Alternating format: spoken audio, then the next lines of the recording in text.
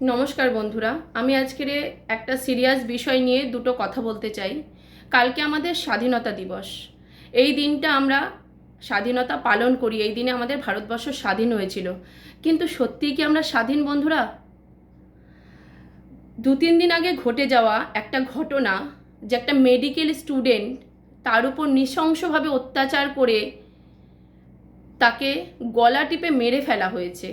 এই একটা বড় ঘটনা আমাদের প্রত্যেকটা মানুষের মনে একটা বড় দাগ কেটে গেছে। স্বাধীনতার এত বছর পরেও আমাদের মায়েদের চিন্তা করতে হয় যে আমার মেয়েটা স্কুলে গেছে বা কলেজে গেছে, চাকরি করতে গেছে, সে সুস্থভাবে বাড়ি ফিরে আসবে তো? না, এই চিন্তা থেকে এখনও আমরা মায়েদেরকে শান্তি দিতে পারিনি। কিছু মানুষরা আছে যারা মেয়েদের পোশাক নিয়ে প্রশ্ন তোলে, মেয়েদের আচার আচরণ নিয়ে প্রশ্ন তোলে। আমি বলছি না যে সব মানুষ খারাপ বা সব ছেলেরা খারাপ। কিছু ভালো ছেলেরা সমাজে আছে, তার জন্যই আমরা মেয়েরা সেফভাবে রাস্তায় বেরোতে পারি।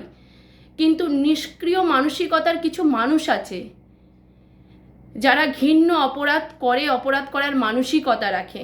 তাদেরকে আমি বলছি যে এরকমভাবে তোমরা করো না। আমরাও মানুষ, তোমরা যারা এই অপরাধ করো তোমাদের বাড়িতেও মায়েরা বোনেরও আছে। একবার কি তোমরা চিন্তা করো না যে আমার বাড়িতে তো মা বোনেরা আছে, আমিও তো কারো বাবা মায়ের সন্তান। একটা মায়ের কোল এইভাবে খালি করে দিল অপরাধীরা। তারা অপরাধ করে আদৌ কি সত্যি করে অপরাধীরা ধরা পড়বে? যে মায়ের কোল খালি হয়ে গেছিল, সেই মায়ের কোলে কি আমরা তার সন্তানকে আর ফিরিয়ে দিতে পারবো? আমাদের একটা দেশের সম্পদ, একটা বড় ডাক্তার হতে পারত। সে আজকের পৃথিবী ছেড়ে অসময়ে চলে গেল, তার উপর নির্যাতন করা হলো।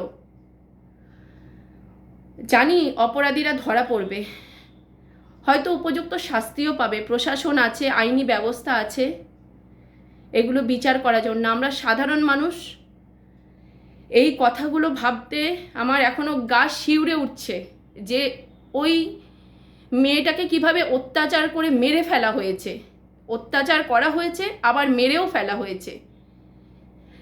এখনো পর্যন্ত এরকম মানুষরূপী পশুরা যারা এরকমভাবে মেয়েদের ওপর অত্যাচার করে, তাদেরকে আমি বলছি এই অত্যাচার করার মানসিকতাগুলো বন্ধ করুন। নিজেরা সুস্থ মস্তিষ্কের মানুষ হন, আমাদেরকে বাঁচতে দিন, আমাদের সন্তানদের বাঁচতে দিন। আগামী দিনে আমরা প্রজন্মকে কি শেখাবো? একটা বড় ডাক্তার, যে ডাক্তার হতে পারত, আমার বলতে লজ্জা হচ্ছে যে মানুষের এখনো পর্যন্ত মানসিকতা এই রকম অপরাধমূলক রয়েছে। যে অপরাধীরা ধরা পড়েছে তারা কতটা অপরাধ করেছে আদৌ সবাই ধরা পড়েছে তো? বন্ধুরা, আসুন আমরা সবাই মিলে প্রতিবাদ জানাই, যে আমরা স্বাধীনতার মানেটাকে বুঝি, আমরা স্বাধীনভাবে যাতে চলাফেরা করতে পারি তার প্রতিজ্ঞা নিয়ে আমরা প্রতিবাদী হয়ে উঠি। আমরা কি করব বলুন তো মেয়েরা? এখন কি হাতে অস্ত্র তুলে নেব? অস্ত্র তুলে নিলেও তো সেখানে বলবে যে ওই মেয়েটা হয়তো খারাপ, ওই মেয়েটার আচরণ ভালো না, ওই মেয়েটাকে ওইখানে দেখেছিলাম। তবে এই মেডিকেল স্টুডেন্টটা কি এমন অপরাধ করেছিল যে তাকে এইভাবে অসময়ে চলে যেতে হলো? একটু ভাবুন তো, একটু 2 মিনিটের জন্য চিন্তা করুন যে যে মায়ের কোল খালি হয়ে গেছে, যার পরিবার থেকে সন্তান চলে গেছে, সেই পরিবারের আজকে কি অবস্থা। আমরা কেউ এই কথাগুলো বলে তার মাকে, সন্তানকে ফিরিয়ে দিতে পারবো না। হ্যাঁ, আমরা এটা বলতে পারি যে আমরা সবাই মিলে প্রতিবাদ করি যাতে সেই মেয়েটি, তার পরিবার সুবিচার পায়। প্রশাসনের কাছে আমার আবেদন যাতে এই মেয়েটির বাবা মা, পরিবার যাতে সুবিচার পায়। মেয়েটিকে তো আমরা ফিরিয়ে দিতে পারবো না, যাতে সুবিচার দিতে পারি। আপনাদের কাছে বন্ধুদের আমার এই কথাটা বলার একটাই অনুরোধ যে সবাই মিলে জাগুন, স্বাধীনতার মানেটা সঠিকভাবে বুঝুন। আমরা যারা ফেসবুকে রিল বানাই, যারা ফেসবুকে নাচ গান করি, আমাদেরকে অনেক আজে বাজে কথা শুনতে হয়। আমি একটা হসপিটালে জব করি, আমার এখন নিজের মনে হচ্ছে আমি সেফ তো, আমি সেফভাবে বাড়ি আসতে পারবো তো? আমার বাড়ির লোক নিশ্চিন্তে ঘুমাতে পারে না আমি যখন নাইট ডিউটি যাই। কেন হবে? এখনও কেন হবে? মানুষ এখনও কেন এত পশু থাকবে? তারা নিজেদের কেন চিকিৎসা করায় না?